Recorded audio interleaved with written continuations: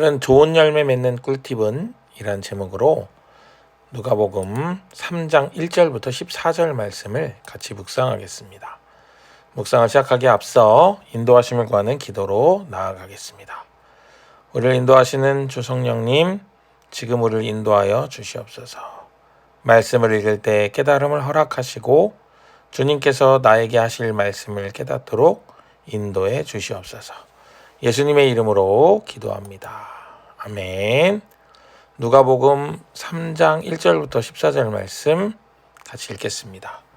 디베리오 황제가 통치한 지 15해 곧 본디오 빌라도가 유대의 총독으로 헤롯이 갈릴리의 분봉왕으로 그 동생 빌립이 이두레와 드라고니 지방의 분봉왕으로 루사니아가 아빌레네의 분봉왕으로 안나스와 가야바가 대제사장으로 있을 때에 하나님의 말씀이 빈들에서 사가랴의 아들 요한에게 임한지라.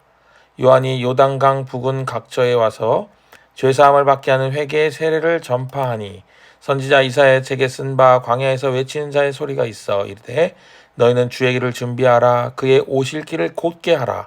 모든 골짜기가 메어지고 모든 산과 작은 산이 낮아지고 굽은 것이 곧아지고 험한 길이 평탄하여질 것이요 모든 육체가 하나님의 구원하심을 보리라 함과 같으니라. 요한이 세례받으러 나오는 무리에게 이르되 독사의 자식들아 누가 너희에게 일러 장차 올 진노를 피하라 하더냐. 그러므로 회개에 합당한 열매를 맺고 속으로 아브라함이 우리 조상이라 말하지 말라. 내가 너희에게 이르노니 하나님이 능히 이 돌들로도 아브라함의 자손이 되게 하시리라. 이미 도끼가 나무 뿌리에 놓였으니 좋은 열매 맺지 아니하는 나무마다 찍혀 불에 던져지리라. 무리가 물어 이르되 그러면 우리가 무엇을 하리이까? 대답하여 이르되 옷 두 벌이 있는 자는 옷 없는 자에게 나눠줄 것이요 먹을 것이 있는 자도 그렇게 할 것이니라 하고 세리들도 세례를 받고자 하여 와서 이르되 선생이여 우리는 무엇을 하리이까 하매 이르되 부가된 것 외에는 거두지 말라 하고 군인들도 물어 이르되 우리는 무엇을 하리이까 하매 이르되 사람에게서 강탈하지 말며 거짓으로 고발하지 말고 받는 급료를 족한 줄로 알라 하시니라. 아멘. 영상을 일시정지하고 두 번 더 작은 소리로 읽겠습니다. 영어 성경으로 오늘 본문 말씀을 읽고 들어보겠습니다. Luke chapter 3 verse 1 to 14. 1 Now in the 15th year of the reign of Tiberius Caesar, when Pontius Pilate was governor of Judea, and Herod was tetrarch of Galilee, and his brother Philip was tetrarch of the region of Iturea and Trachonitis, and Lysanias was tetrarch of Abilene. 2 In the high priesthood of Annas and Caiaphas, the word of God came to John, the son of Zechariah, in the wilderness. 3 And he came into all the region around the Jordan, preaching a baptism of repentance for the forgiveness of sins. 4 As it is written in the book of the words of Isaiah the prophet, the voice of one calling out in the wilderness, prepare the way of the Lord, make his paths straight. 5 Every ravine will be filled, and every mountain and hill will be lowered, the crooked will become straight, and the rough roads smooth.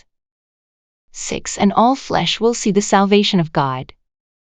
7 So he was saying to the crowds who were going out to be baptized by him, you offspring of vipers, who warned you to flee from the wrath to come?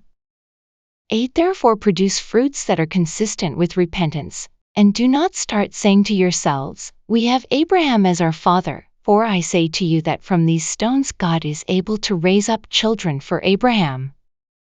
9 But indeed the axe is already being laid at the root of the trees, so every tree that does not bear good fruit is cut down and thrown into the fire. 10 And the crowds were questioning him, saying, then what are we to do? 11 And he would answer and say to them, the one who has 2 tunics is to share with the one who has none, and the one who has food is to do likewise. 12 Now even tax collectors came to be baptized, and they said to him, Teacher, what are we to do? 13 And he said to them, collect no more than what you have been ordered to. 14 And soldiers also were questioning him, saying, what are we to do, we as well? And he said to them, do not extort money from anyone, nor harass anyone, and be content with your wages. Amen. 오늘은 유년 시절의 예수님의 이야기에서 시간을 빨리 돌려서 드디어 예수님이 공생애를 시작하는 그 단계의 이야기를 전해주고 있습니다. 먼저 예수님은 세례를 받으셨는데요. 그 세례의 이야기는 내일 나오고 오늘은 그 배경에 대한 부분을 우리에게 보여줍니다. 세례 요한이 등장을 하는데요. 우리 앞에서 사가랴의 아들이었던 세례 요한이 예수님보다 먼저 천사의 수태고지를 받고 태어난 것을 기억하죠. 세례 요한과 예수님은 사촌지간이에요.